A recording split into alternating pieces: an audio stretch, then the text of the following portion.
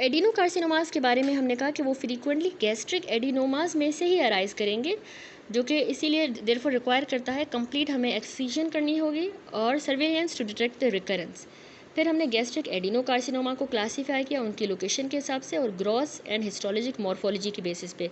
तो जो intestinal histologic pattern के थे वो बल्की ट्यूमर्स बनाते हैं और वो अल्सरेट भी कर सकते हैं, जबकि वो जो mucus filled signet ring cells के बने हुए थे वो टिपिकली हमें diffuse infiltrative growth pattern show करेंगे, जो कि हमारी गैस्ट्रिक वॉल को थिकन कर रहा था, जिसको हम लिनिटिस प्लास्टिका कह रहे थे, विदाउट फॉर्मिंग द डिस्क्रीट मास। इसमें मास नहीं बन रहा था, बस वॉल थिकन हो रही थी। फिर हमने एच पाइलोरी इन्फेक्शन का कहा कि ये मोस्ट कॉमन इटियोलॉजिक एजेंट है गैस्ट्रिक एडिनोकार्सिनोमा के लिए, लेकिन बाकी एसोसिएशंस में क्रोनिक एट्रोफिक गैस्ट्राइटिस भी आ सकता है, एप्स्टेन बार वायरस इन्फेक्शन। तो ये भी सेवरल सजेस्ट करता है several possible pathway for the neoplastic transformation. Then हमने प्राइमरी गैस्ट्रिक लिम्फोमा पढ़ा, जो कि मोस्ट ऑफन हमारे mucosa associated lymphoid tissue MALT से डिराइव होता है, जिसकी डेवलपमेंट जो है क्रोनिक गैस्ट्राइटिस से इंड्यूस होती है। देन हमने पढ़ा लो या इंटरमीडिएट ग्रेड का न्यूरो एंडोक्राइन कार्सिनोइड ट्यूमर, जो कि हमारे diffuse component of the endocrine system से ही अराइज करता है, मोस्ट कॉमनली जीआईटी में, पार्टिकुलरली हमारी स्मॉल इंटेस्टाइन में। अब ट्यूमर्स स्मॉल इंटेस्टाइन के ज़्यादा अग्रेसिव होते हैं बनस्बत अपेंडिक्स के और ऑलमोस्ट ऑलवेज बिनाइन होते हैं। लास्ट में हमने गैस्ट्रोइंटेस्टाइनल स्ट्रोमल ट्यूमर पढ़ा, जो कि बहुत ही कॉमन मीजनकाइमल ट्यूमर है एब्डोमेन का, और मोस्ट ऑफन ये स्टमक में भी होता है। तो ये ईएसटीज हमने कहा बिनाइन हमारे पेस मेकर सेल्स से अराइज करता है, जिनको हम इंटरस्टिशियल सेल्स ऑफ कजाल कहते हैं।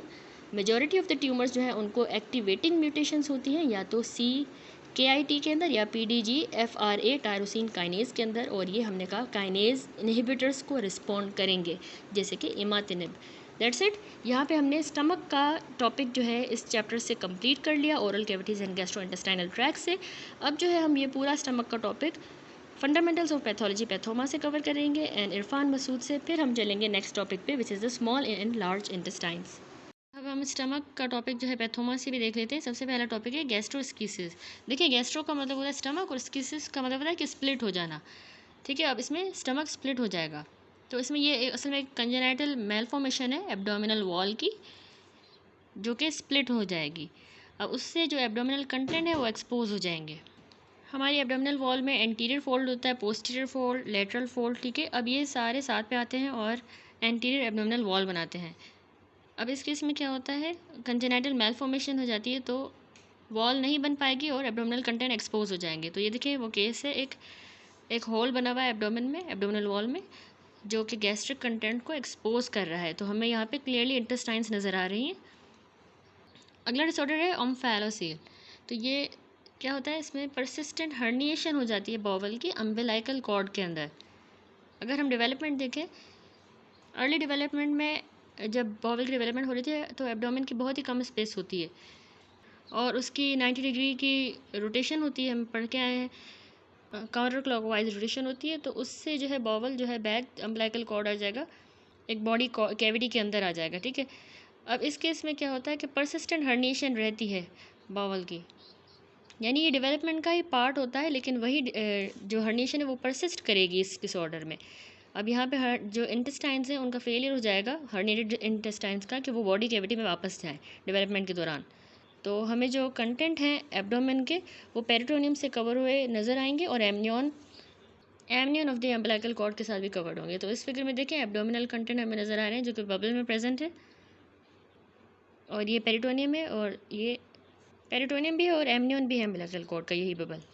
ठीक है, अब ये बहुत इंपॉर्टेंट है क्योंकि यहाँ पे बहुत एक क्लियर डिस्टिंक्शन है बिटवीन द गैस्ट्रोस्कीसिस। गैस्ट्रोस्कीसिस में होल हो गया था एंटीरियर एब्डोमिनल कैविटी में, सॉरी वॉल में, तो उससे जो एब्डोमिनल कंटेंट है वो रिवील हो रहे थे और हर्निएशन जबकि यहाँ पे ओम्फेलोसील में जो है हर्निएशन हो रही है बॉवल की, जो कि ऑल्सो एब्डोमिनल कंटेंट को भी रिवील करेगा। और लेकिन याद रखिएगा इसमें कंटेंट हमें नज़र नहीं आएंगे क्योंकि वो इस बबल लाइक सरफेस के साथ कवर हुआ होगा, जो कि असल में पेरिटोनियम और एमनियन ऑफ द अम्बिलाइकल कॉर्ड है। ठीक है, ये इसका इंपॉर्टेंट डिस्टिंक्शन है, इनकी डिफरेंस है। अगला टॉपिक है पाइलोरिक स्टीनोसिस। तो ये कंजेनाइटल डिसऑर्डर होता है। इसमें क्या होता है कि हाइपरट्रॉफी हो जाती है हमारे पाइलोरिक स्मूथ मसल की, ये ज़्यादा कॉमन मेल्स में है। अब इसका आइडिया देखें अगर हम, तो देखें अगर ये इसेफेगस है और यहाँ पे स्टमक जो है डुओडेनम में जा रहा है, जब ये डोडेनम में जाएगा तो उसको ये पायलोरिक स्फिंक्टर को क्रॉस करना होता है। तो अब यहाँ पे पायलोरिक स्टीनोसिस में क्या हो जाता है कि इस थिकनिंग हो जाती है वॉल ऑफ द स्फिंक्टर की, क्योंकि यहाँ पे हाइपरट्रॉफी हो जाती है स्मूथ मसल की, जो कि फिर स्टीनोसिस करवा देगा। और स्टीनोसिस बेसिकली एक टाइटनिंग होती है। अब क्योंकि यहाँ पे टाइट स्टीनोसिस हो गई है तो फूड जो है आगे पास नहीं हो पाएगा स्टमक से। अब यहाँ पे इंपॉर्टेंट नोट करना कि इस तरह के बेबी जब बॉर्न होंगे तो वो बिल्कुल नॉर्मल होंगे, इनको कोई भी पायलोरिक स्टीनोसिस बर्थ के टाइम पे नहीं होगी। ये बहुत इंपॉर्टेंट पॉइंट है। पायलोरिक स्टीनोसिस डिवेलप ही तब करती है तकरीबन 2 वीक आफ्टर बर्थ, और तब ये क्लासिकली प्रेजेंट करेगी। मतलब इसको टाइम लगता है स्टीनोसिस को कि वो डिवेलप हो, और पेशेंट जो है मतलब बच्चा जो है 2 वीक आफ्टर बर्थ प्रेजेंट करेगा। मतलब जब वो फूड यहाँ पे आएगा तो वो पास नहीं हो पाएगा इस एरिया से, और यहाँ पे बिल्डअप प्रेशर हो जाएगा स्टमक में, और जैसे जैसे प्रेशर बढ़ता जाएगा तो उससे शूटिंग ऑफ द फूड होगी बैकवर्ड, और बच्चे को प्रोजेक्टाइल वॉमिटिंग होगी। तो इस तरह के बच्चों के एब्डोमेन को जब हम देखेंगे तो क्योंकि यहाँ पे बहुत ज़्यादा पेरिस्टाल्सिस हो गई है स्टमक की इस टाइट वॉल के अगेंस्ट, तो वो पेरिस्टाल्सिस हमें उनके एब्डोमेन पे नज़र आएंगी। ठीक है, फिजिकल एग्जामिनेशन में हमें ऑलिव लाइक मास हमें उसके एब्डोमेन में ये महसूस होगा। ठीक है, ये पायलोरिक स्टीनोसिस वाला एरिया। तो ये इसके की क्लिनिकल फीचर्स हैं। ठीक है, अब यहाँ पे भी क्लिनिकल फीचर्स लिखे हुए हैं जो 2 वीक आफ्टर बर्थ प्रेजेंट करेंगे। वॉमिटिंग होगी जो कि नॉन बिलियस होगी। देखिए एब्डोमेन के कंटेंट में बाइल नहीं होता क्योंकि वो डोडेनम में होते हैं आफ्टर द पायलोरिक स्टीनोसिस।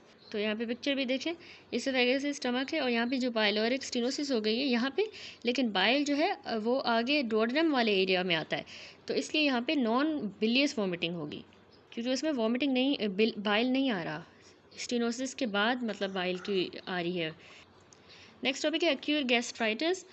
जब हम गैस्ट्राइटिस के बारे में सोचते हैं तो हमें याद होना चाहिए कि इसकी 2 टाइप्स होती हैं, एक एक्यूट गैस्ट्राइटिस, दूसरी क्रोनिक गैस्ट्राइटिस। एक्यूट गैस्ट्राइटिस है वो basically burning of the stomach है बाय एसिड। मतलब जब एसिड होगा और वो हमारे स्टमक को बर्न करेगा तो सरफेस हमारे स्टमक का जो है एक्यूट गैस्ट्राइटिस कहलाता है। अब इसमें या तो इंक्रीज एसिड की प्रोडक्शन हो रही है जिसकी वजह से एक्यूट गैस्ट्राइटिस हो सकता है। दूसरा तरीका है कि मतलब या तो प्रोटेक्शन कम हो गई है, यानी हमारा प्रोटेक्टिव म्यूकोजा जो है ना वो कम हो गया है। ठीक है, वो हमें प्रोटेक्ट कर रहा होता है, तो इससे एक्यूट गैस्ट्राइटिस होगा। ठीक है, एसिड ज़्यादा हो गया या फिर प्रोटेक्टिव म्यूकोजा कम हो गया है। एसिड डैमेज भी हो सकता है हमारे म्यूकोजा ऑफ स्टमक को। अब chronic gastritis on the other जो है वो सब डिवाइड किया गया है 2 टाइप्स में। पहली टाइप को ऑटो इम्यून गैस्ट्राइटिस कहा जाता है, दूसरी टाइप को क्रोनिक एच पायलोरिक गैस्ट्राइटिस।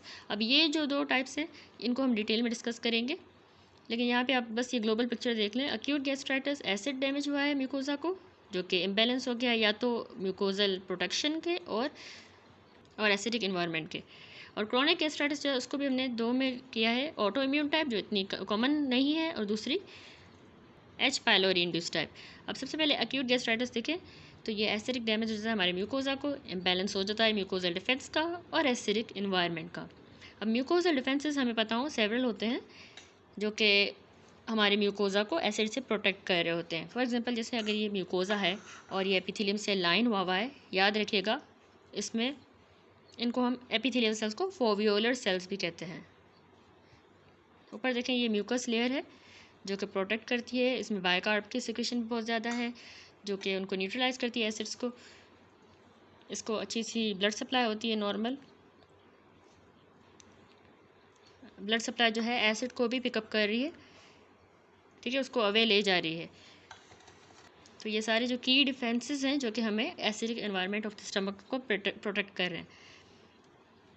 अगर रिस्क फैक्टर हमें पता हो जाने चाहिए एक्यूट गैस्ट्राइटिस के, पहला है सीवियर बर्न। सीवियर बर्न में याद रखिएगा कर्लिंग अल्सर्स होंगे क्योंकि उसमें हाइपोवोलीमिया हो जाता है बर्न में, तो स्टमक की तरफ ब्लड फ्लो कम हो जाएगा, तो म्यूकोजा जो है वो इतना ज़्यादा न्यूट्रिएंट रिसीव नहीं करेगा और एसिड्स को भी स्वीप अवे नहीं करेगा। तो ब्लड फ्लो जो है, ब्लड फ्लो ज़रूरी होता है इस प्रोटेक्टिव बैरियर के लिए, और ब्लड फ्लो नहीं होगा तो एक्यूट गैस्ट्राइटिस डेवलप होने का रिस्क बढ़ जाएगा।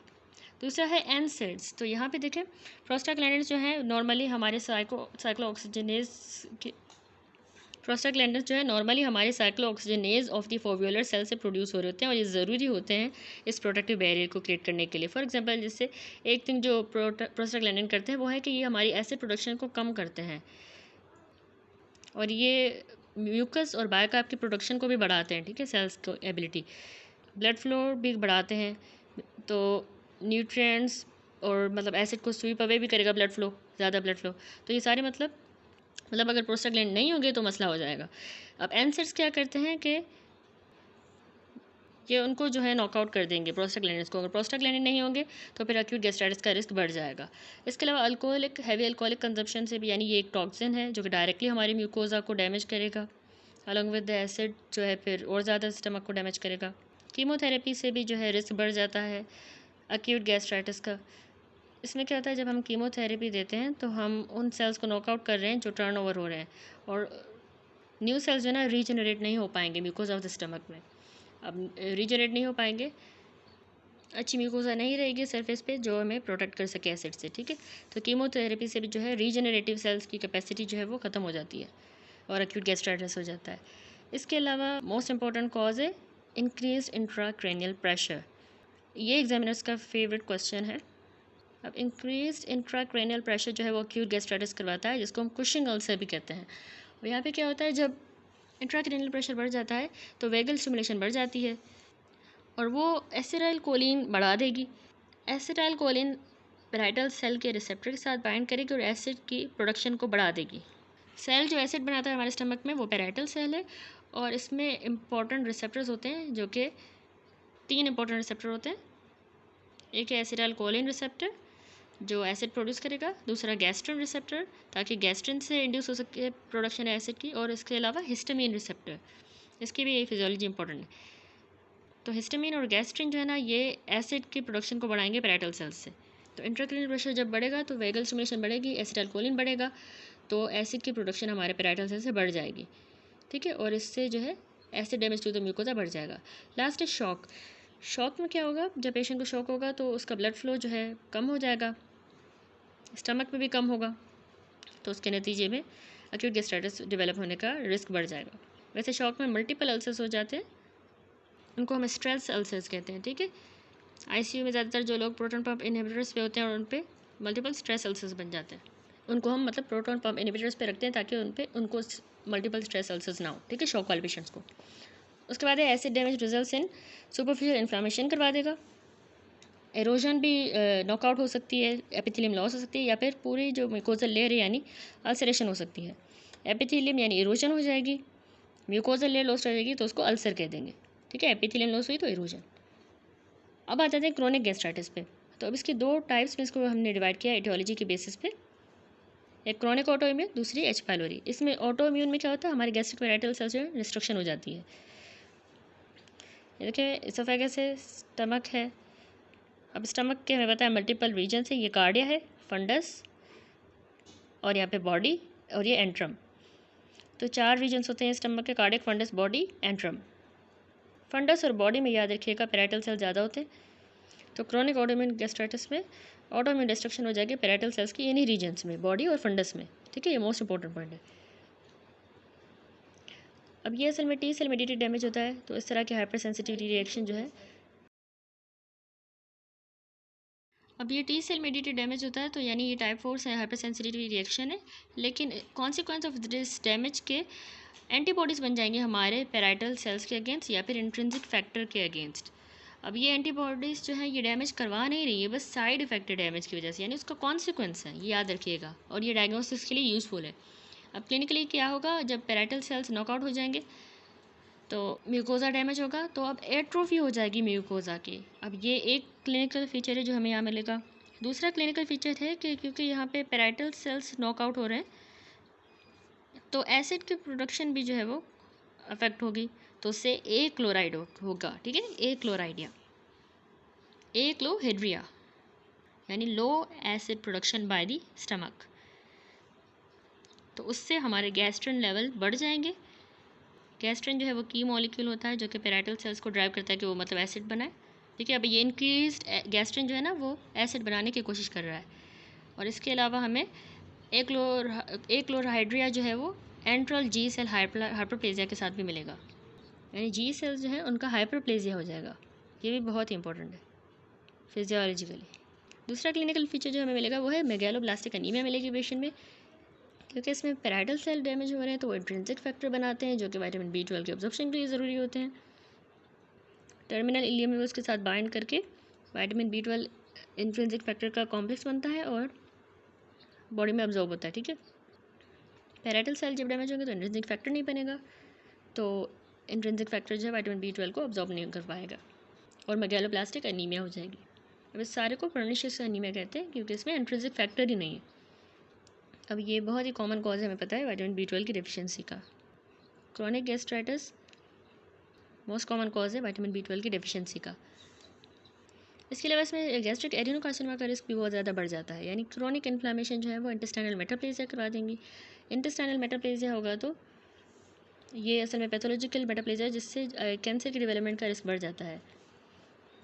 अब अगर हम वॉल ऑफ द स्टमक को देखें नॉर्मली तो हमें उसमें कोई भी इन्फ्लामेटरी सेल नहीं मिलता वॉल ऑफ द स्टमक में, लेकिन हाउएवर अगर किसी को क्रॉनिक इन्फ्लामेशन होगी स्टमक की तो उसमें हमें बहुत ज़्यादा इन्फ्लामेटरी सेल्स मिलेंगे वॉल ऑफ द स्टमक में। अब स्टमक के सेल्स में मेटाप्लेजिया हो जाएगा उन इन्फ्लामेटरी सेल्स की वजह से, और वो बना देंगे सेल्स, इंटेस्टाइनल सेल्स बना देंगे, ठीक है। इंटेस्टाइन में हमें पता है पेयर पैचेस होते हैं जिसमें बहुत से इन्फ्लामेटरी सेल्स होते हैं। तो अगर स्टमक में भी इन्फ्लामेटरी सेल्स आ गए तो इंटेस्टाइनल मेटाप्लेजिया हो जाएगा, यानी कि इंटेस्टाइन की तरह के सेल्स हो जाएंगे स्टमक के, तो इसको हम इंटेस्टाइनल मेटाप्लेजिया कहते हैं। यहाँ पे देखिए ये पिक्चर दिखाई गई इंटेस्टाइनल मेटाप्लेजिया की, तो इसमें देखिए नॉर्मल हिस्टोलॉजी से यहाँ पे हमें फोवियोलर सेल्स नज़र आ रहे हैं, तो इनमें ये सर्कुलर न्यूक्लियस नहीं होता, और फोवियोलर सेल्स हमारे नॉर्मल सेल्स होते हैं जो कि सरफेस ऑफ द स्टमक को लाइन करते हैं। लेकिन यहाँ पे देखिए ये गॉबलेट सेल्स हमें नज़र आ रहे हैं जो कि बड़े बड़े से म्यूकस के सर्कल्स नज़र आ रहे हैं। अब ये बड़े बड़े से म्यूकस वाले गॉबलेट सेल्स इंडिकेट ही करते हैं इंटेस्टाइनल मेटाप्लेजिया को। ये बहुत ही इंपॉर्टेंट पॉइंट है और इसमें बहुत इंपॉर्टेंट रिस्क है गैस्ट्रिक एडिनोकार्सिनोमा का। अगली टाइप है क्रॉनिक गैस्ट्राइटिस की, जो कि थी क्रॉनिक एच पाइलोरी गैस्ट्राइटिस। अब एच पाइलोरी में जो है ये वेस्ट मेजॉरिटी ऑफ गैस्ट्राइटिस को रिप्रेजेंट करता है, तकरीबन 90% केस जो कि एच पाइलोरी से होता है। अब एच पाइलोरी अक्यूट और क्रॉनिक इन्फ्लामेशन करवा देता है जो कि फिर गैस्ट्राइटिस करवाएगा। अब कैसे, रीज़न क्या है जो एच पाइलोरी इन्फ्लामेशन करवाएगा, कि मतलब वो यूरियाज और प्रोटीज प्रोड्यूस करेगा जिससे इन्फ्लामेशन होगी और हमारे म्यूकोजल डिफेंस से वीकन करेगा। ये सिर्फ एच पाइलोरी जो है ना, सिर्फ जो सरफेस ऑफ द एपिथेलियम पे बैठेगा और बाय प्रोडक्ट्स प्रोड्यूस करेगा जो कि फिर इन्फ्लामेशन करवाएंगे और वीकनिंग करवाएंगे हमारे म्यूकोजल डिफेंस की। ज़्यादा कॉमन साइड याद रखिएगा इसकी एंट्रम होती है। तो क्रॉनिक गैस्ट्राइटिस जब भी हम याद रखिएगा ऑटोइम्यून होती है जो कि फंडस और बॉडी को अफेक्ट करती है, फिर दूसरी एच पाइलोरी वाली गैस्ट्राइटिस क्रॉनिक जो एंट्रम को अफेक्ट करेगी, याद रखिएगा। ये पिक्चर है एच पाइलोरी की, यहाँ पे हमें छोटे छोटे से देखें स्पाइरल ऑर्गेनिज्म नज़र आ रहे हैं जो कि क्लासिक पिक्चर है एच पाइलोरी की। और देखिए ये टॉप ऑफ द एपिथेलियम पे बैठेंगे, इन्वेड नहीं करेंगे स्टमक के म्यूकोजा को। अब इसकी प्रेजेंटेशन कैसे होती है, एच पाइलोरी वाले पेशेंट जो है एपिगैस्ट्रिक एब्डोमिनल पेन के साथ आते हैं, उनको ज़्यादा रिस्क होता है अल्सरेशन का, क्रॉनिक इन्फ्लामेशन की वजह से अल्सर्स हो सकते हैं ना, और गैस्ट्रिक एडिनोकार्सिनोमा का रिस्क बढ़ जाता है क्योंकि क्रॉनिक इन्फ्लामेशन से हमने पढ़ा कि इंटेस्टाइनल मेटाप्लेजिया हो जाएगा और फिर आगे जाके गैस्ट्रिक एडिनोकार्सिनोमा, और इसमें ना माल्ट लिम्फोमा का भी रिस्क बढ़ जाता है। अब जब भी क्रॉनिक इन्फ्लामेशन होगी तो जर्मिनल सेंटर्स जनरेट होंगे गैस्ट्रिक वॉल में, तो बी सेल्स का सेंटर भी जनरेट होगा और वो स्पेशल जोन को रिप्रेजेंट करता है जिसको हम मार्जिनल जोन कहते हैं, ठीक है। अब ये देखिए फॉलिकल दिखाया गया है जिसमें जर्मिनल सेंटर है, उसके बाहर देखें मेंटल होता है और फिर मार्जिनल होता है। ये सब हमने वाइट ब्लड सेल की पैथोलॉजी में पढ़ा है। अब मार्जिनल सिर्फ तब बनेगा जब कुछ क्रॉनिक इन्फ्लामेटरी स्टेट हो या क्रॉनिक इन्फ्लामेशन हो जो नेसेसिटेट करती है need for the post germinal B cells. Chronic inflammation होगी फिर जो है पोस्ट जर्मिनल सेंटर्स बनेंगे बी सेल्स के, तो उनसे मार्जिनल जोन बनेगा। अब ये मार्जिनल जोन जो है माल्ड लिम्फोमा करवाएगा, ठीक है, माल्ड एसोसिएटेड लिम्फोइड टिश्यू, और ये लिम्फोमा है। अब ये बी सेल लिम्फोमा होता है जो कि classically wall of the stomach में हमें मिलता है। वाइट ब्लड सेल की पैथोलॉजी में हम ये सारा डिस्कस कर चुके हैं, तो आप वहाँ पे भी देख सकते हैं। अब इसका ट्रीटमेंट हमें पता होना चाहिए। हमने पढ़ा अल्सरेशन, कैंसर और लिम्फोमा हो सकता है 3 कॉम्प्लिकेशन, तो अब इसमें भी हम ट्रिपल थेरेपी ही दे रहे हैं, तो उससे जो है रिस्क जो है कम हो सकता है कॉम्प्लिकेशंस का। ट्रिपल थेरेपी याद करिएगा, उसी से याद रखिएगा 3 कॉम्प्लिकेशंस मेनली सी, ठीक है। ट्रिपल थेरेपी देंगे तो गैस्ट्राइटिस रिजॉल्व हो जाएगा, तो अल्सर भी रिजॉल्व हो जाएगा, ठीक है। अगर उसको इंटेस्टाइनल मेटाप्लेजिया हो गया तो वो भी रिवर्स हो जाएगा, क्योंकि हमने पढ़ा है इंटेस्टाइनल मेटाप्लेजिया रिवर्सिबल होता है। और लिम्फोमा का रिस्क भी डिसअपियर हो जाएगा अगर गैस्ट्राइटिस सही हो जाती है, ठीक है। तो लिम्फोमा भी सही हो सकता है। तो ट्रिपल थेरेपी जो है एसेंशियल होती है ताकि एच पाइलोरी की कॉम्प्लिकेशंस को अवॉइड किया जा सके। अब जब हम ट्रिपल थेरेपी देंगे तो हम यूरिया और ब्रेथ टेस्ट भी करेंगे। यूरिया हमें पता है बाय प्रोडक्ट की तरह प्रोड्यूस होगा, अगर यूरिया नहीं होगा तो इसका मतलब है टेस्ट नेगेटिव है। इसके अलावा स्टूल में हमें अगर एच पाइलोरी का एंटीजन नहीं मिलता तो इससे भी पता चल जाएगा कि इरेडिकेशन हो गई है। नेक्स्ट टॉपिक हमारा पेप्टिक अल्सर डिजीज़। अब पेप्टिक अल्सर डिजीज़ में क्या होता है कि सॉलिटरी अल्सर हो जाता है म्यूकोजा का, जो कि प्रॉक्सिमल डुओडेनम को 90% ऑफ द केसेस में इन्वॉल्व करता है, या फिर हमारे डिस्टल स्टमक को 10% केसेस में। अब देखिए डुओडेनल अल्सर होगा तो ज़्यादातर ऑलमोस्ट हमेशा एच पाइलोरी की वजह से होगा, लेकिन रियरली ये ज़ोलिंगर एलिसन सिंड्रोम की वजह से भी डुओडेनल अल्सर हो सकते हैं। अब जीई सिंड्रोम याद रखिए, जब पेशेंट को गैस्ट्रिनोमा होगा जो कि ट्यूमर होता है, गैस्ट्रिन बहुत ज़्यादा प्रोड्यूस करता है, अब वो गैस्ट्रिन ब्लड में जाके पैरेटल सेल्स को हिट करेगा। अब हमारे पैरेटल सेल बहुत ज़्यादा एसिड प्रोड्यूस करेंगे, अब बहुत ज़्यादा एसिड जो है वो पेप्टिक अल्सर डिजीज़ करवा देंगे जिसमें डुओडेनल अल्सर हो जाएगा। हमें मल्टीपल अल्सर्स मिलेंगे जो कि डुओडेनम में एक्सटेंड करेंगे। तो ये भी एक रीज़न है डुओडेनल अल्सर किस तरह अराइज करेंगे। एच पाइलोरी भी हो सकता है या जीई सिंड्रोम की वजह से। तो दोनों ही में हमें एपीगैस्ट्रिक पेन के साथ पेशेंट प्रेजेंट करेगा और पेन इम्प्रूव हो जाएगा जब वो मील लेगा, क्योंकि जब वो मील खाएगा तो डुओडेनम जो है अपने आप को प्रिपेयर करेगा कि उसको रिसीव करना है एसिड फ्रॉम द स्टमक, मतलब वो न्यूट्रलाइजिंग सब्सटेंसेस प्रोड्यूस करेगा हमारा डुओडेनम, क्योंकि उसको पता है कि एसिड आने वाला है स्टमक से। तो मतलब प्रोटेक्टिव मैकेनिज्म जो है इंप्रूव होना शुरू होंगे, तो इसलिए जो है ना पेशेंट का पेन इंप्रूव हो जाएगा जब वो खाना खाएगा। अब डायग्नोस्टिक एंडोस्कोपी बायोप्सी हम करते हैं जिसमें हमें अल्सर मिलेंगे अलोंग विथ ब्रूनर ग्लैंड्स की हाइपरट्रॉफी के साथ। ब्रूनर ग्लैंड्स हमें पता है कि डुओडेनम में ग्लैंड्स मौजूद होते हैं इसकी वॉल में, जो कि म्यूकस लाइक सब्सटेंस प्रोड्यूस करता है। अब बहुत ज़्यादा अगर एक्सेस है म्यूकस लाइक सब्सटेंस डुओडेनम में तो उसका मतलब है हमारी डुओडेनम वॉल्स को डैमेज हुआ है। एक और कॉम्प्लिकेशन है रप्चर डुओडेनल अल्सर का। अब रप्चर जो है उससे ब्लीडिंग हो सकती है हमारी गैस्ट्रोडुओडेनल आर्टरी से, या फिर एक्यूट पैनक्रियाटाइटिस हो सकता है। याद रखिएगा एंटीरियर या पोस्टीरियर वॉल पे जो है ना अल्सरेशन हो सकती है, लेकिन ज़्यादातर जो है एंटीरियर वॉल पे होती है। अब एक्यूट पैनक्रियाटाइटिस में जो है पोस्टीरियर अल्सर बनते हैं। गैस्ट्रोडुओडेनल आर्टरी से रप्चर हो सकता है क्योंकि ये posterior aspect of the duodenum पे रन करती है, या फिर एक्टिवेशन हो सकती है पैनक्रियास की, यानी कि पैनक्रियाटिक जो एंजाइम्स है वो एक्यूट पैनक्रियाटाइटिस भी करवा सकते हैं। अब ये दोनों जो है ना पोस्टीरियर अल्सर्स की कॉम्प्लिकेशंस हैं। गैस्ट्रोडुओडेनल आर्टरी की ब्लीडिंग एंटीरियर अल्सर्स में होती है। अच्छा, बुक्स में ये एंटीरियर के बारे में लिखा है, लेकिन आपको इसको करेक्ट करना होगा पॉइंट को कि दोनों जो है ना ये पोस्टीरियर अल्सर्स की ही कॉम्प्लिकेशन है, ठीक है, एक्यूट पैनक्रियाटाइटिस भी और गैस्ट्रोडुओडेनल आर्टरी से ब्लीडिंग। इसके बाद अगला हमारा टॉपिक है गैस्ट्रिक अल्सर। तो ये ज़्यादातर एच पाइलोरी से होता है, बाकी जिसमें कॉज है एनसिड्स की वजह से और बाइल के रिफ्लेक्स से भी होता है। अब देखिए 70% तो एच पाइलोरी की वजह से अल्सर्स होते हैं, और या फिर 20% एनसिड्स की वजह से गैस्ट्रिक अल्सर होंगे। ये भी एपिगैस्ट्रिक पेन के साथ प्रेजेंट करेगा, लेकिन वो वर्सन हो जाएगा मील के साथ। जैसे ही खाना खाया एसिड जनरेट होगा स्टमक से, तो उसको डाइजेस्ट करने के लिए, और पेन और ज़्यादा वर्सन हो जाएगा। अब अल्सर ज़्यादातर जो है इसमें laser curvature of the antrum पे लोकेटेड होता है, और रप्चर जो है ना कैरी करता है risk of bleeding from the left gastric artery से। याद रखिएगा लेफ्ट गैस्ट्रिक आर्टरी हमारे laser curvature of the antrum पे रन करती है, तो उससे ब्लीडिंग होगी, ठीक है। अब एक जो डिफरेंशियल डायग्नोसिस है अल्सर्स की, उसमें कैंसर भी है। अब देखिए जब पेप्टिक अल्सर डिजीज़ होगी तो अब वो एच पाइलोरी से हुई है या वो कैंसर है। तो एक तो हमें डुओडेनल अल्सर जो है ना याद रखिएगा कभी भी मैलिग्नेंट नहीं होते। डुओडेनल कैंसर जो है वो एक तो नंबर 1 बात बहुत ही रेयर है, ठीक है, डुओडेनल कैंसर बहुत ही रेयर होते हैं। अब duodenal ulcer almost never malignant. Most जो पेप्टिक अल्सर डिजीज़ है वो कैंसरस होती हैं। मोस्ट पेप्टिक अल्सर डिजीज़ जो है वो डुओडेनल होती हैं। अब अगर हम बात करें गैस्ट्रिक अल्सर्स की, तो ये गैस्ट्रिक कार्सिनोमा की वजह से हो सकते हैं। अब हमें फीचर्स पता होने चाहिए कि अल्सर बिनाइन है या मैलिग्नेंट है, कौन से फीचर्स होते हैं।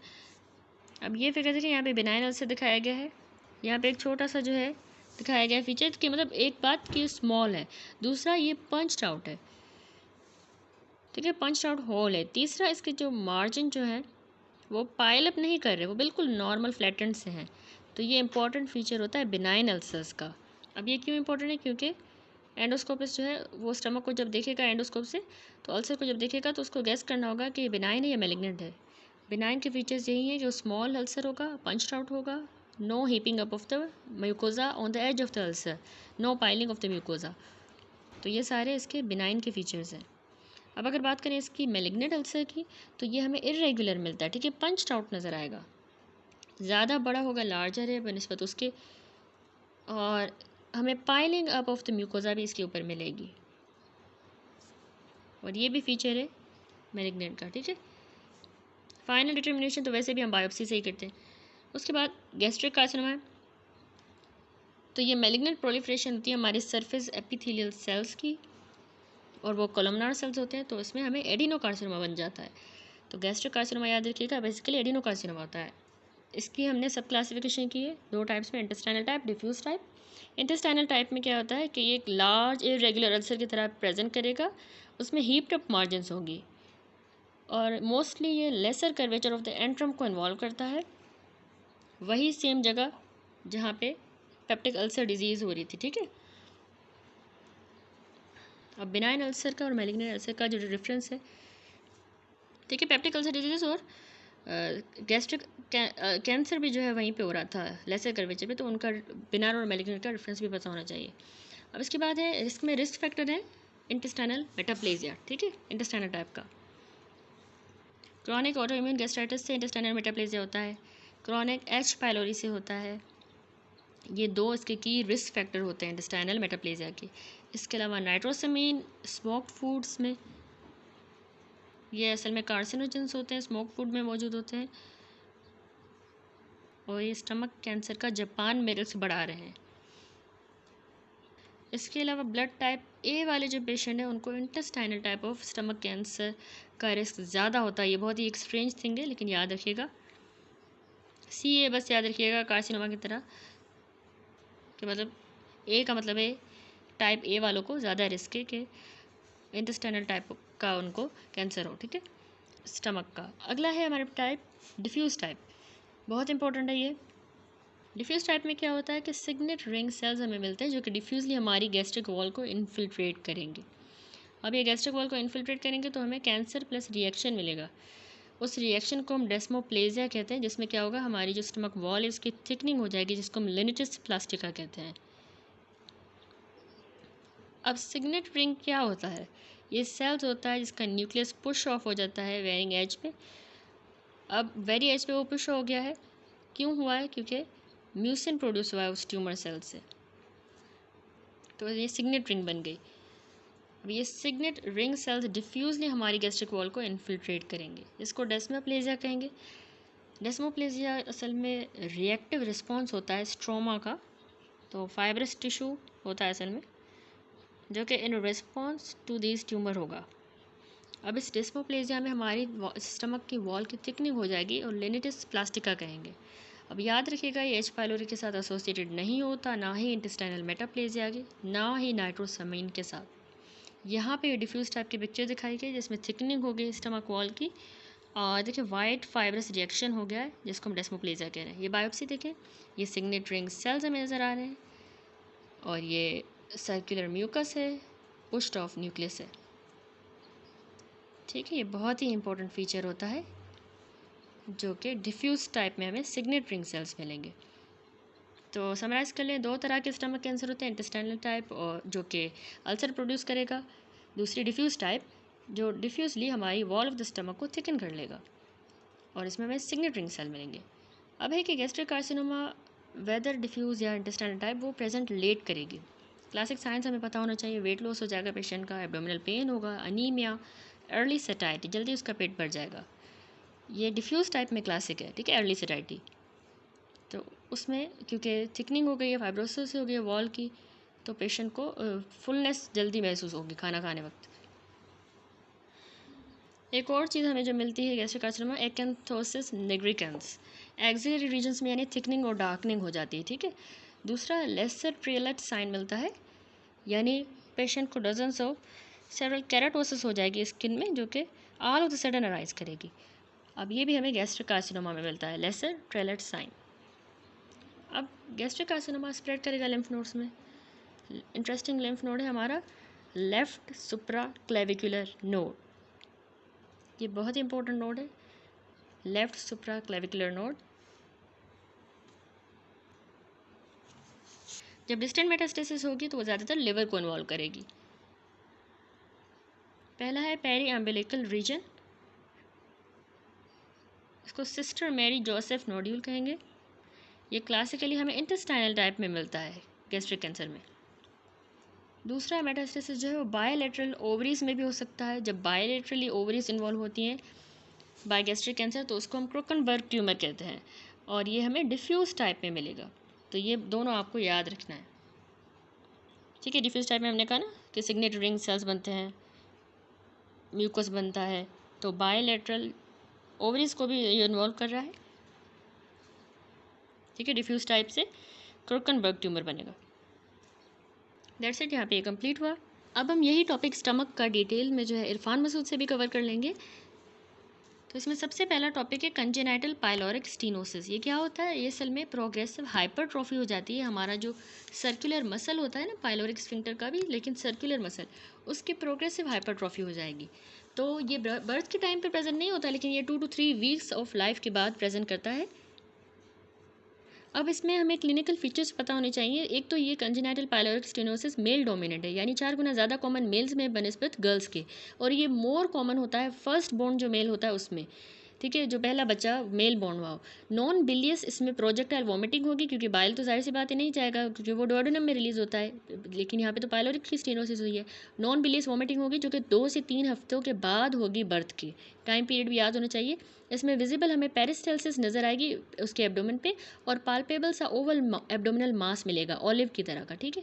अब डायग्नोस कैसे करना है? एक तो हम इलेक्ट्रोलाइट एब्नॉर्मलिटीज़ से, यानी कि ये पेशेंट हाइपोक्लोरेमिक होगा, ठीक है, हाइपोक्लोरेमिक, और क्लोराइड जो है कम होगा। इसके अलावा हाइपोकैलिमिक, पोटेशियम भी कम होगा, हाइपोकैलिमिक मेटाबॉलिक एल्कलोसिस के साथ, ये इसके इलेक्ट्रोलाइट एब्नॉर्मलिटीज़ होंगी। डेफिनेटिव डायग्नोसिस में हम इसका एब्डोमिनल अल्ट्रासाउंड करके इसको डायग्नोस करते हैं। ट्रीट हमने कैसे करना है? एक तो हम रिहाइड्रेट करते हैं और इलेक्ट्रोलाइट्स को सही करते हैं, दूसरा हम रामस्टेड्स पाइलोरोमायोटोमी करते हैं।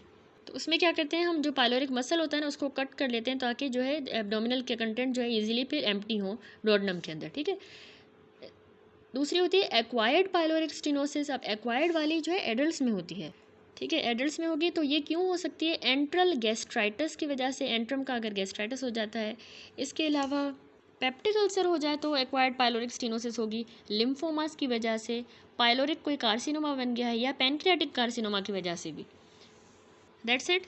अगला हमारा टॉपिक है गैस्ट्राइटिस। गैस्ट्राइटिस असल में हमारी गैस्ट्रिक म्यूकोजा की इन्फ्लामेशन को कहते हैं। तो ये अक्यूट भी हो सकती है, क्रोनिक भी। अक्यूट वाली गैस्ट्राइटिस हमने पढ़ा कि जब गैस्ट्रिक म्यूकोजा की इन्फ्लामेशन हो। क्यों होगी इन्फ्लामेशन?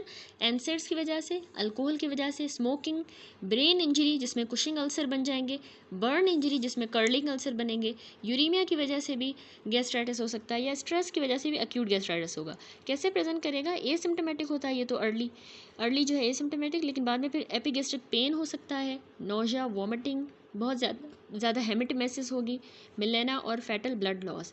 दूसरी होती है क्रोनिक गैस्ट्राइटिस। अब जब हमारे गैस्ट्रिक म्यूकोजा की क्रोनिक इन्फ्लामेशन हो तो वो हमारे म्यूकोजल एट्रोफी करवा देगी और इंटेस्टाइनल मेटाप्लेजिया हो जाएगा। लेकिन याद रखिएगा इरोजन्स नहीं होंगी, in the absence of erosion, बस इंटेस्टाइनल मेटाप्लेजिया हो रहा है और म्यूकोजल एट्रोफी हो रही है क्रोनिक गैस्ट्राइटिस में। तो इसमें भी 2 टाइप्स होती हैं। एक टाइप ए क्रोनिक गैस्ट्राइटिस है जिसको ऑटो इम्यून गैस्ट्राइटिस भी कहते हैं। वो हमारी जो बॉडी वाला पार्ट है और फंडस का पार्ट उसको इन्वॉल्व करेगी, याद रखिएगा। और ये लेस कॉमन है, तकरीबन बस 10% जो है क्रोनिक गैस्ट्राइटिस के कॉज ऑटो इम्यून की वजह से होते हैं। ये इसमें क्या होता है कि ऑटो एंटीबॉडीज़ बन जाती हैं हमारे पैराइटल सेल्स के अगेंस्ट, तो इसीलिए HCl की प्रोडक्शन भी अफेक्ट होगी, एक क्लोराइडिया हो जाएगा हाइपर गैस्ट्रिनीमिया के साथ, ठीक है। एसिड की कम प्रोडक्शन हो रही है और लेकिन गैस्ट्रिन उसके रिस्पॉन्स में ज़्यादा हो रहा है, प्रोड्यूस हो रहा है। दूसरा इंट्रिंसिक फैक्टर अफेक्ट होगा, यानी उसकी भी जो है प्रोडक्शन अफेक्ट होगी, तो परनिशियस एनीमिया हो जाएगी, यानी विटामिन B12 अब्जॉर्ब ही नहीं होगा तो फिर उसकी डेफिशिएंसी हो जाएगी। अब एसोसिएशन है टाइप ए वाली क्रोनिक गैस्ट्राइटिस की, यानी ऑटोइम्यून की, ये हाशिमोटो थायरोडाइटिस में, ये भी ऑटोइम्यून कंडीशन है, उसके साथ हो सकता है। एडिसन डिजीज़ में, टाइप 1 डायबिटीज़ में, गैस्ट्रिक एडिनोकार्सिनोमा में। तो मॉर्फोलॉजी हम देखेंगे, हमें जो है ए वाली टाइप में यानी ऑटोइम्यून में माइटोटिक फिगर्स ज़्यादा मिलेंगे और न्यूक्लियर साइटोप्लाज्मिक रेशो मिलेगा। क्रोनिक जो इन्फ्लामेटरी इनफिल्ट्रेट है वो लैमिना प्रोप्रिया में मिलेगा, ये हमने बेसिक में भी पढ़ा था। म्यूकोज़ा की एट्रोफी हो जाएगी और पेराइटल सेल्स जो है लॉस हो गए हैं, म्यूकोज़ा भी एट्रोफी कर गया है। जी सेल्स यानी गैस्ट्रिन प्रोड्यूसिंग सेल्स का हाइपरप्लेजिया मिलेगा क्लोराइडिया की वजह से, ठीक है। उसके रिस्पॉन्स में इन्होंने हाइपरप्लेजिया शो किया है। इसके अलावा इंटेस्टाइनल मेटाप्लेजिया भी मिलेगा और डिस्प्लेजिया जो है आगे जाके लॉन्ग स्टैंडिंग केसेस में डिस्प्लेजिया हो जाएगा। दूसरी है टाइप बी क्रोनिक गैस्ट्राइटिस। अब ये जो टाइप बी क्रोनिक गैस्ट्राइटिस है, ये मोस्ट कॉमन टाइप की क्रोनिक गैस्ट्राइटिस है। ये हमारे एंट्रम को भी इन्वॉल्व करती है और पाइलोरस को, ये साइड्स आपको अच्छी तरह याद हो। तो ये असल में एच पाइलोरी की वजह से होगी। वो ऑटो इम्यून थी टाइप ए, ये एच पाइलोरी। तो असल में ये हमारा ग्राम नेगेटिव कर्व्ड रॉड होता है एच पाइलोरी, हम पढ़ चुके हैं। इसको मोटिलिटी भी होती है, अडेजेंस होते हैं, टॉक्सिन्स होते हैं। 90% जो पेशेंट्स होते हैं ना क्रोनिक गैस्ट्राइटिस के, उनकी वजह ये एच पाइलोरी होता है। 10% हमने कहा ऑटो इम्यून। तो अब ये एच पाइलोरी जो है ना ट्रांसमिट फीकल ओरल रूट से होता है और ओरल टू ओरल रूट भी होगा। ये यूरिएज प्रोड्यूस करता है जो कि हमारे गैस्ट्रिक एसिड को बफर करेगा बाय फॉर्मिंग अमोनिया, ठीक है। ये बैक्टीरिया अमोनिया बना के और कार्बन डाइऑक्साइड बना के उस एसिड को बफर कर रहा होगा और खुद वहाँ पे सर्वाइव करेगा। अब एच पाइलोरी जो है दो different pattern of gastritis produce करता है, एक एंट्रल टाइप, दूसरी पैन गैस्ट्राइटिस। तो एंट्रल टाइप की गैस्ट्राइटिस में बहुत ज़्यादा एसिड की प्रोडक्शन होगी और इसीलिए हमें डुओडेनल अल्सर्स भी मिलेंगे। और ये एंट्रल टाइप की गैस्ट्राइटिस जो है ना लो इंटरल्यूकिन 1 बीटा के साथ जो है, यानी उन पेशेंट्स में जिनका लो इंटरल्यूकिन 1 बीटा है उनमें ये एंट्रल टाइप की गैस्ट्राइटिस होती है। ये हमारा इनहिबिटर है गैस्ट्रिक एसिड का, इंटरल्यूकिन 1 बीटा, ठीक है। गैस्ट्रिक एसिड को इनहिबिट करता है। दूसरी ये करवाता है हमने कहा पैन गैस्ट्राइटिस, एच पाइलोरी से पैन गैस्ट्राइटिस। उसमें क्या होता है, एसिड की प्रोडक्शन लो होगी, लो एसिड प्रोडक्शन। तो ये ज़्यादा हायर रिस्क पे होता है कि इसमें एडिनोकार्सिनोमा हो साथ में पेशेंट को, और ये उन पेशेंट में होगा जिनको हाई इंटरल्यूकिन 1 बीटा प्रेजेंट हो, यानी कि जो गैस्ट्रिक एसिड का इनहिबिटर है इंटरल्यूकिन 1 बीटा, वो पैन गैस्ट्राइटिस में हाई मिलता है। जिन पेशेंट्स में हाई है उनको पैन गैस्ट्राइटिस होगी। उसके बाद है कि हम कैसे डिटेक्शन कैसे करेंगे एच पाइलोरी की। तो कुछ नॉन इन्वेजिव टेस्ट करते हैं और इन्वेजिव। नॉन इन्वेजिव में हम एंटीजन एंटीबॉडी टेस्ट परफॉर्म करते हैं। इसके अलावा एच पाइलोरी का स्टूल एंटीजन हम चेक करेंगे, ठीक है। एच पाइलोरी स्टूल एंटीजन में ये सिर्फ एक्टिव इन्फेक्शन में हमें पॉजिटिव मिलेगा stool antigen. Urea breath test करते हैं, जो भी सिर्फ एक्टिव इन्फेक्शन में ही पॉजिटिव मिलेगा। अब इन्वेजिव टेस्ट में हम एंडोस्कोपिक बायोप्सी करते हैं। ये बहुत ही एक्यूरेट टेस्ट है, लेकिन ये इन्वेजिव है, जाहिर सी बात है।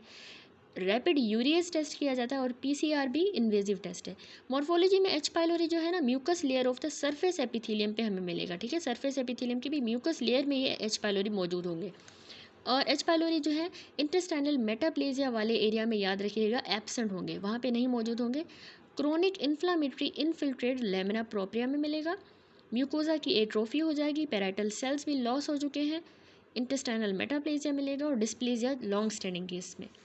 That's it. अगला हमारा टॉपिक है पेप्टिक अल्सर डिजीज़। तो पेप्टिक अल्सर डिजीज़ जो है कैरेक्टराइज हुआ है कि इसमें अल्सर बन जाते हैं, किसी भी पोर्शन ऑफ द जीआईटी में बन सकते हैं। ये क्यों होता है, ये जब हमारी गैस्ट्रिक सिक्रीशंस के एक्शन की वजह से ये पेप्टिक अल्सर डिजीज़ होती है और इम्पेयर्ड म्यूकोजल डिफेंस की वजह से, ठीक है। गैस्ट्रिक की सिक्रीशंस के एक्शन की वजह से और म्यूकोजल डिफेंस भी इम्पेयर हुआ है।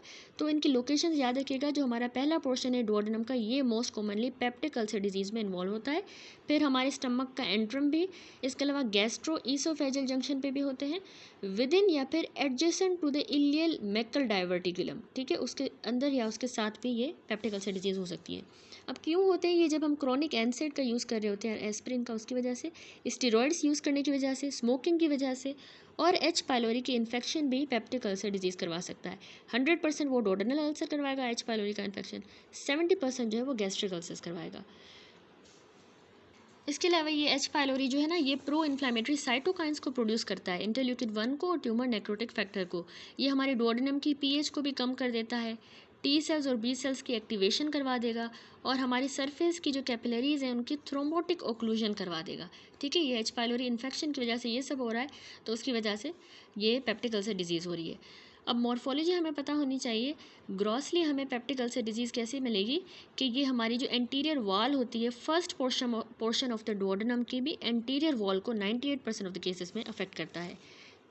हमारे स्टमक का ये लेसर कर्वेचर जो है ये भी इन्वॉल्व होता है। डुओडेनल टू गैस्ट्रिक अल्सर का जो रेशो है वो याद होना चाहिए, 4:1, 4 डुओडेनम में 1 गैस्ट्रिक में। हमारे जो पेप्टिक अल्सर का बेड होगा ना, वो बेड उसका स्मूथ और क्लीन होगा अल्सर का, उसकी मार्जिन्स जो है सेम लेवल पे होंगी जितना हमारा सराउंडिंग का म्यूकोजा है उतना ही लेवल होगा। अब माइक्रोस्कोपिकली जब हम देखेंगे तो हमें नेक्रोटिक डेब्रिस मिलेगी, उसकी बेस पे भी यहाँ पे डेब्रिस मिलेगी और उसकी मार्जिन्स पे भी अल्सर की। इन्फ्लामेशन मिलेगी जिसमें बहुत ज़्यादा न्यूट्रोफिल्स प्रोमिनेंट होंगे, प्रीडोमिनेंट। ग्रेन्युलेशन टिश्यू, इसकी डीपर लेयर में ग्रेन्युलेशन टिश्यू मिलेगा और साथ में फाइब्रोसिस भी मिलेगी हमें। ये हो गई पेप्टिक अल्सर डिजीज़ की माइक्रोस्कोपी। क्लिनिकल फीचर्स पता होने चाहिए। पेप्टिक अल्सर डिजीज़ का पेशेंट आया है तो उसको बर्निंग किस्म का एपिगैस्ट्रिक रीजन में पेन होगा, ठीक है। वो पेन रात के टाइम पे बहुत ज़्यादा वर्स हो जाएगा और 1 से 3 घंटा खाना खाने के बाद वर्स हो जाता है, ठीक है। पेन क्यों हो रहा है? क्योंकि गैस्ट्रिक जो अल्सर बना है वो फूड की वजह से और ज़्यादा एग्रावेट हो रहा है। पेन पेन जो डुओडेनल अल्सर में हो रहा है वो क्यों हो रहा है? वो असल में फूड के साथ रिलीव होता है क्योंकि हमारा डुओडेनम जो है फिर ऐसी सिक्रीशंस वगैरह करेगा क्योंकि उसको पता है कि अब एसिडिक इन्वायरमेंट आने वाला है, तो उससे फिर पेशेंट का पेन रिलीव हो। इसके अलावा आपको पॉइंट याद रखनी है क्लिनिकल फीचर में कि पेन जो होता है पेप्टिक अल्सर डिजीज़ का वो बैक की तरफ भी रेफ़र होता है, लेफ़्ट अपर क्वाड्रेंट की तरफ या फिर इवन चेस्ट में भी रेफ़र होता है। पेशेंट का वेट लॉस भी हो जाता है पेप्टिक अल्सर डिजीज़ में। कॉम्प्लिकेशंस क्या होंगी पेप्टिक अल्सर डिजीज़ में? मोस्ट इंपॉर्टेंट और मोस्ट कॉमन ब्लीडिंग होती है जो कि गैस्ट्रिक अल्सर से होगी। इसमें क्या होगा, गैस्ट्रिक अल्सर है तो हमारी लेफ़्ट गैस्ट्रिक आर्टरी जो है वो इरोड हुई है, उसकी वजह से ब्लीडिंग हुई है। अगर डुओडेनल अल्सर में ब्लीडिंग हुई रही तो गैस्ट्रो डुओडेनल आर्टरी हमारी इरोड हुई है और ब्लीडिंग हो रही है। और कॉम्प्लिकेशंस इनमें क्या हो सकती हैं? परफोरेशन हो सकती है अल्सर की, गैस्ट्रिक आउटलेट ऑब्स्ट्रक्शन हो सकती है, पैनक्रियाटाइटिस हो सकता है, इनकी मेलिग्नेंट ट्रांसफॉर्मेशन भी हो सकती है। यानी हमारे गैस्ट्रिक अल्सर जो है ना 1 to 4% इनमें रिस्क होता है कि ये मेलिग्नेंट हो जाए, लेकिन डुओडेनल अल्सर याद रखिएगा कभी भी मेलिग्नेंट नहीं होंगे। That's it. अगला टॉपिक है मेनिट्रियर्स डिजीज़। इसको हम हाइपरट्रॉफिक गैस्ट्रोपैथी भी कहते हैं, ठीक है, हाइपरट्रॉफिक गैस्ट्रोपैथी।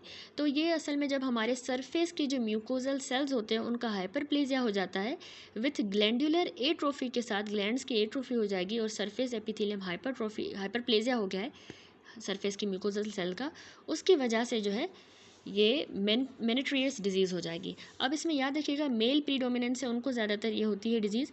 एटियोलॉजी तो इसकी नहीं पता, लेकिन इसकी साइट जो है वो हमारी स्टमक का बॉडी, फंडस या फिर इवन इंटायर स्टमक भी इन्वॉल्व हो सकता है। तो फीचर्स इसमें क्या होंगे? पेशेंट जो है ना गैस्ट्रिक सिक्रीशंस के साथ प्रेजेंट करेगा, उन सिक्रीशन में बहुत ही ज़्यादा म्यूकस होगा। गैस्ट्रिक के सिक्रीशन में याद रखिएगा HCl नहीं होगा। क्यों? क्योंकि उसमें ग्लैंड्स की हमने डेफिनेशन में भी कहा एट्रोफी हो रही है, तो HCl नहीं होगा, म्यूकस बहुत ज़्यादा होगा। हाइपो एल्ब्यूमिनीमिया जो कि एक प्रोटीन लूजिंग इंटेरोपैथी की फॉर्म है, ये मिलेगा। पेरिफेरल एडिमा होगा उसको और मेलिग्नेंट ट्रांसफॉर्मेशन हो सकती है। That's it.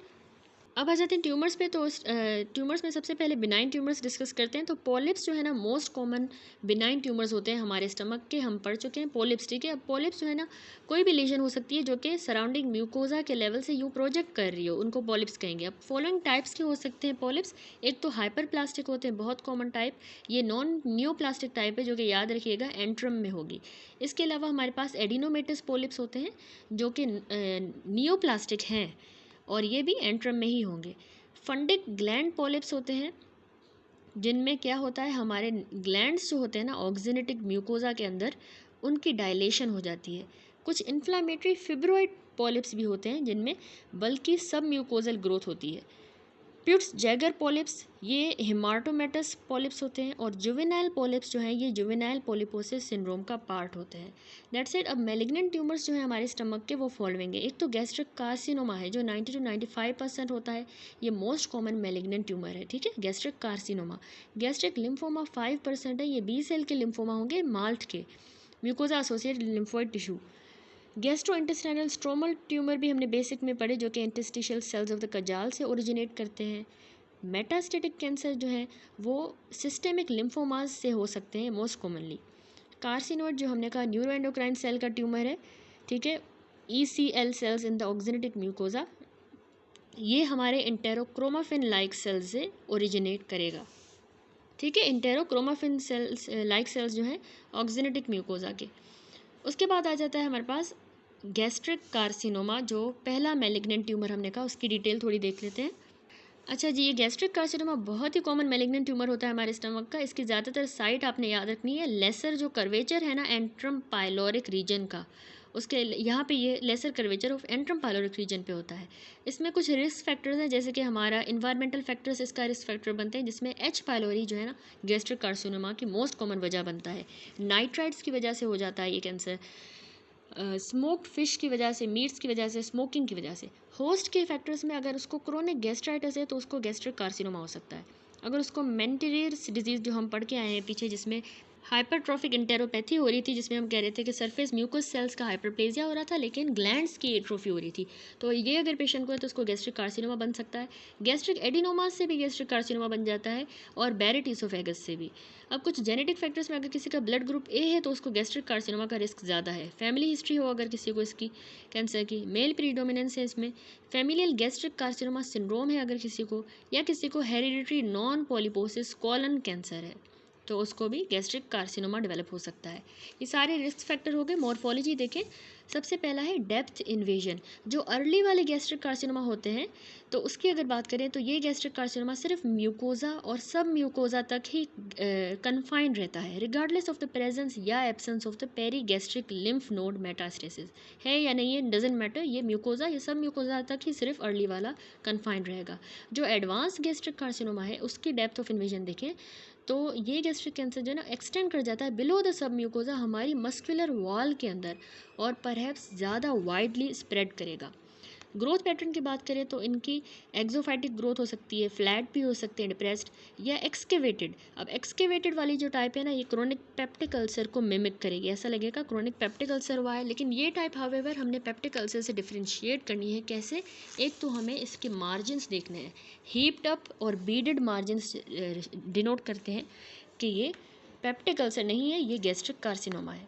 दूसरा, शैगी सा नेक्रोटिक बेस होगा, ओवर्ट नियोप्लास्टिक टिश्यू होगा जो कि एक्सटेंड कर रहा होगा सराउंडिंग म्यूकोजा में भी और वॉल में भी। ठीक है, अब आ जाए इसके हिस्टोलॉजिक सब टाइप पे। लॉरेन क्लासिफिकेशन है इसकी मोस्ट इंपॉर्टेंट, जो बार बार हम पढ़ते आ रहे हैं। लॉरेन क्लासिफिकेशन के हिसाब से हमने गैस्ट्रिक कार्सिनोमा को इंटेस्टाइनल टाइप, डिफ्यूज टाइप में क्लासीफाई किया। इंटेस्टाइनल टाइप में इंटेस्टाइनल ग्लैंड्स मिलते हैं हमें, और एक्सपेंडिंग किस्म का ग्रोथ पैटर्न। डिफ्यूज टाइप हम पढ़ के आए जिसमें गैस्ट्रिक म्यूकस सेल्स होंगे लेकिन कोई भी ग्लैंड नहीं होगा। इनफिल्ट्रेटिंग ग्रोथ पैटर्न होता है। Signet ring, most important, signet ring cell carcinoma define हुआ है जब 50% से ज़्यादा ट्यूमर जो है वो सिग्नेट रिंग सेल का बना हो। और लिनेटिस प्लास्टिका यानी कि लेदर की तरह की थिकेंड लेदर बॉटल लाइक हमारा स्टमक हो जाता है इसमें डिफ्यूज टाइप में। मेटास्टेसिस पढ़ लेते हैं गैस्ट्रिक कार्सिनोमा के। ये याद रखिएगा विर्चोव नोड में, यानी लेफ्ट जो सुप्रा क्लेविकुलर नोड होता है हमारा, ठीक है, उसमें जाके ये ड्रेन करेगा। पेरी अम्बिलाइकल रीजन में ये सबकुटेनियस नोड्यूल बना के, जिसको सिस्टर मैरी जोसेफ नोड्यूल कहेंगे। ठीक है, यहाँ पे दिखाया गया सिस्टर मैरी जोसेफ नोड्यूल, जो कि अगर पेरी अम्बिलाइकल रीजन में ये एक सबकुटेनियस नोड्यूल बना देगा, ये हमारा गैस्ट्रिक कार्सिनोमा। ठीक है, इसकी मेटास्टेसिस है। ओवरी में अगर ये करेगा तो क्रुकनबर्ग ट्यूमर बनेगा। ठीक है, बायलिटरल ओवरी की इन्वॉल्वमेंट होती है तो उसको हम क्रुकनबर्ग ट्यूमर कहते हैं।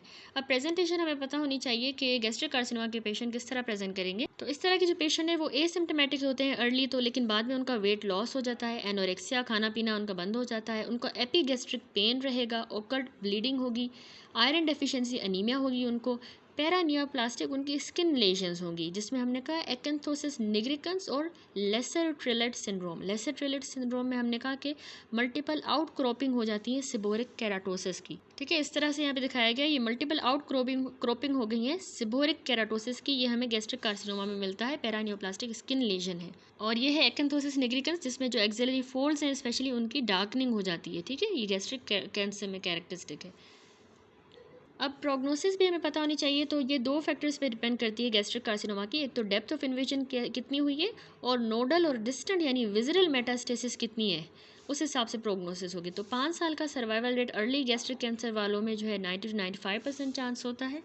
एडवांस गैस्ट्रिक कैंसर में 15% जो है वो चांस होता है कि 5 ईयर सर्वाइवल रेट हो। उसके बाद है हमारा नेक्स्ट टॉपिक मैलिग्नेंट कैंसर, जो कि है गैस्ट्रिक लिम्फोमा। गैस्ट्रिक लिम्फोमास जो है वो 5% ऑफ ऑल गैस्ट्रिक मैलिग्नेंसीज को रिप्रेजेंट करते हैं। इसके रिस्क फैक्टर पता हो, क्रोनिक अगर गैस्ट्राइटिस हो गई है क्रोनिक, उसकी वजह से बन सकता है, या एच पाइलोरी के इन्फेक्शन से भी गैस्ट्रिक लिम्फोमा हो सकता है। गैस्ट्रिक लिम्फोमा याद रखिएगा 2 टाइप के होते हैं, malt lymphoma, nodal type lymphoma. Malt वाली बहुत ही कॉमन टाइप है, ये बी सेल का लिम्फोमा होता है, mucosal associated lymphoid tissue malt का। इसमें क्या होता है, हमारा CD5 और CD10 नेगेटिव ही आता है। लिम्फोइड एपिथेलियोइड लेजन्स होती हैं, दैट इज़ के इनमें हमें मोनोमॉर्फिक लिम्फोसाइटिक इनफिल्ट्रेट मिलता है लैमिना प्रोप्रिया का, जो कि इनफिल्ट्रेट हो जाता है एटिपिकल लिम्फोसाइट्स के साथ और डिस्ट्रक्शन के साथ, ठीक है, एंड अंडरगोइंग रेस्ट्रिक्शन के साथ। उसके बाद नोडल टाइप का लिम्फोमा जो है ये डीनोवो लिम्फ नोड्स के अंदर ही अराइज कर सकता है। ये अनरिलेटेड होगा टू द माल्ट लिम्फोमा, उनसे रिलेटेड नहीं है, और ये हमें CD5 एंड CD10 पॉजिटिव मिलेंगे। मोस्ट इंपॉर्टेंट पॉइंट, माल्ट वाला नेगेटिव मिल रहा था ये, लेकिन CD5 एंड CD10 पॉजिटिव होगा। लास्ट में क्लिनिकल पर्ल्स हैं, तो माल्ट लिम्फोमा याद रखिएगा ओनली मैलिग्नेंसी है जो कि हम एंटीबायोटिक्स से क्योर कर सकते हैं। इसमें हमें ट्रिपल थेरेपी देनी होती है, एमॉक्सिसिलिन, क्लेरिथ्रोमाइसिन, ओमिप्राजोल, ठीक है, ये ट्रिपल थेरेपी से इसको ट्रीट किया जाता है। दैट्स इट, यहाँ पे ये हमारा स्टमक का टॉपिक भी इस चैप्टर से कंप्लीट हो गया। नेक्स्ट टॉपिक हम स्टार्ट करेंगे इंटेस्टाइन्स का, ठीक है।